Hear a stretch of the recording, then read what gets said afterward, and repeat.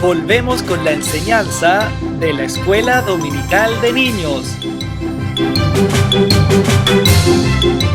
Con mucho entusiasmo tenemos que ir conociendo a Jesús.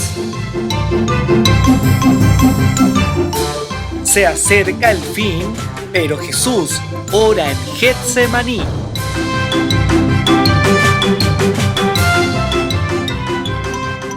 Hola niños, espero que se encuentren muy bien y que estén cómodos para que podamos comenzar un nuevo estudio bíblico que lleva como título Jesús ora en Getsemaní. Este pasaje se encuentra en Marcos 14 desde el versículo 32 al 42, pero también lo pueden encontrar en los otros evangelios. Bueno, esta parte de la historia de Jesús ocurre antes de que Él sea arrestado y crucificado, y Él estaba en un momento de gran aflicción y de sufrimiento. Por lo tanto, Él quería ir a orar con su Padre para tomar fortaleza de parte de Él, y le pide a sus discípulos que lo acompañen. Él va con Pedro, con Juan y con Santiago, y le expresa a Jesús, a sus discípulos y amigos, que su alma estaba muy triste, hasta la muerte, y les dice: quedaos aquí y velad. Él les comenta cómo se siente y les dice que esperen mientras y que estén orando al Señor, porque luego Jesús se apartó de ese lugar y oró con su Padre. Y esto algo que nos enseña a nosotros es que cuando estamos pasando por alguna aflicción, por alguna tristeza, debemos también contar con nuestros amigos o con nuestros hermanos para ser consolados y animados por ellos, porque también Dios pone la comunidad para que nos fortalezcamos y nos consolemos los unos con los otros. Bueno, entonces cuando Jesús se va a orar, le dice al Señor: Abba Padre, todas las cosas son posibles para ti. Aparta de mí esta copa, mas no lo que yo quiero, sino lo que tú. Jesús se dirige a su Padre de una manera muy amorosa. La palabra Abba significa papito. Y le dice: papito, si tú deseas, por favor, que no pase este sufrimiento, pero que se haga tu voluntad. Nosotros con esta oración podemos ver que en Jesús estaba la humanidad, pero también la divinidad, porque Él en su condición de hombre le dice a su Padre de que si era posible que pasara ese sufrimiento, porque Jesús sabía todo lo que iba a venir y sabía cuánto iba a tener que sufrir, pero a la misma vez le dice que se haga su voluntad, porque también Jesús estaba dispuesto a hacer lo que el Padre quería, que cumplir un propósito con toda la humanidad, que era salvarnos de nuestros pecados. Él le manifiesta lo que siente, le dice cómo se sentía y su parecer, y eso es algo que también nosotros debemos hacer en nuestras oraciones. Contarle a nuestro Padre con confianza cuál es nuestra opinión, lo que sentimos, lo que pensamos, pero siempre terminar pidiendo la voluntad de nuestro Padre, porque su voluntad es mucho más amplia que la que nosotros podamos entender de las situaciones que pasamos.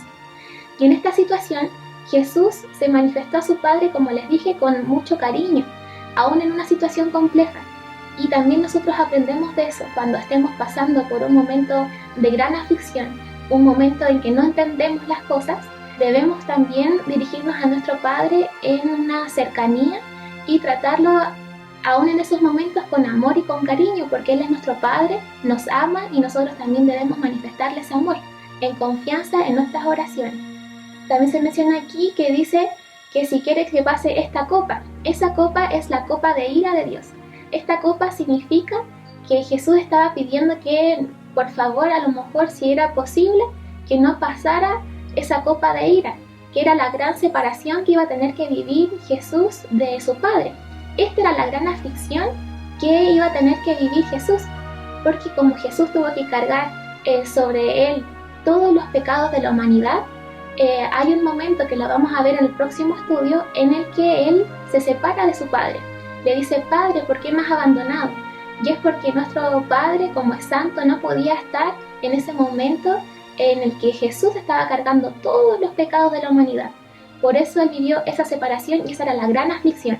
Pero además tenía que sufrir físicamente, porque Él fue azotado, fue maltratado, fue escupido, fue crucificado, y también tuvo que sufrir un sufrimiento psicológico, porque como Jesús también era Dios, Él sabía todo lo que iba a venir y estaba consciente del proceso que estaba viviendo, y eso causaba en Él una gran aflicción, un gran estrés, una gran presión, porque tenía que entregarse su cuerpo físico humanamente y soportar todo eso como hombre. Y luego va donde sus discípulos y los encuentra durmiendo. y les dice a Pedro, le dice: Simón, ¿duermes? ¿No has podido velar una hora? Luego de que él habla con sus discípulos, se va nuevamente a orar con su padre y le vuelve a manifestar la misma petición. Lo mismo que yo les decía, le dice: papito, si puedes, pasa de mí esta copa, pero que se haga tu voluntad. Luego nuevamente van de sus discípulos y los encuentran nuevamente durmiendo. Ellos no estaban velando como Jesús les había pedido. Y esa situación ocurre 3 veces. Y ahí nos damos cuenta la razón por la cual Jesús les pedía tanto a sus discípulos que oraran y que velaran, era para que no cayeran en tentación. Él les dice: el espíritu está dispuesto, pero la carne es débil.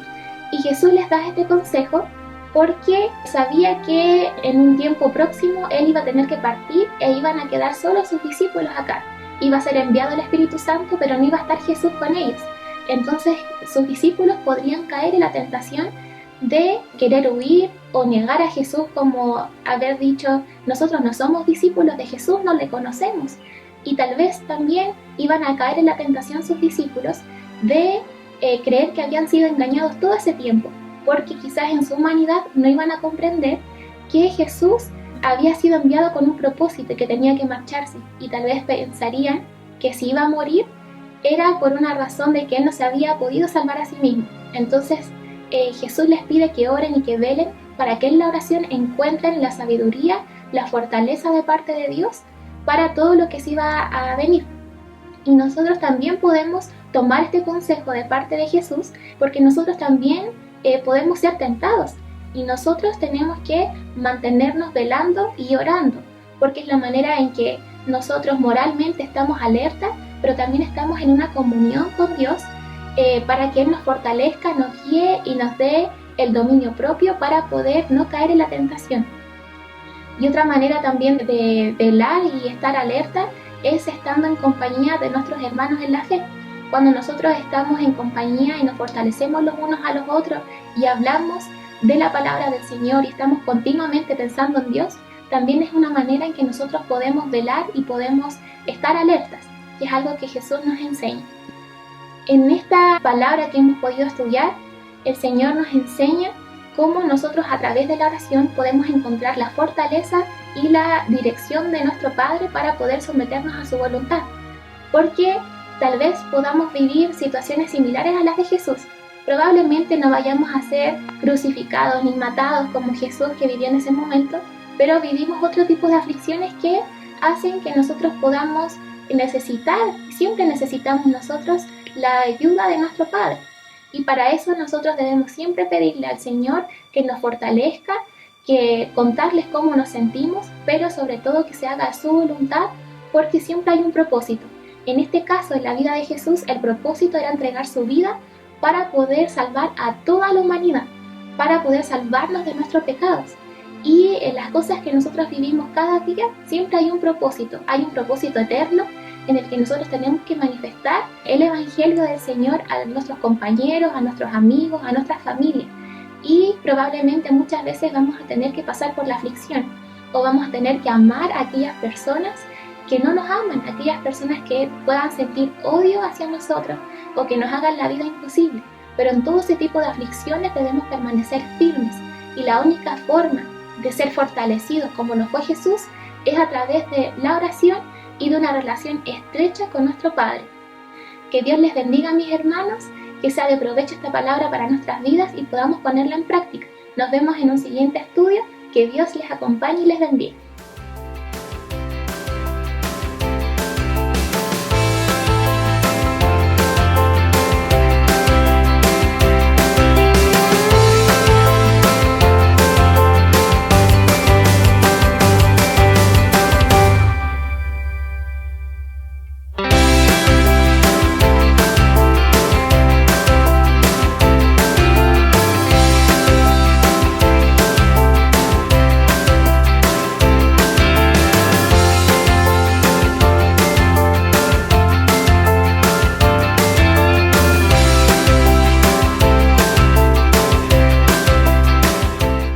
Promesa.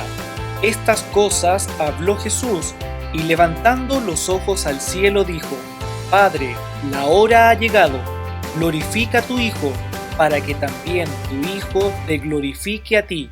Juan 17:1.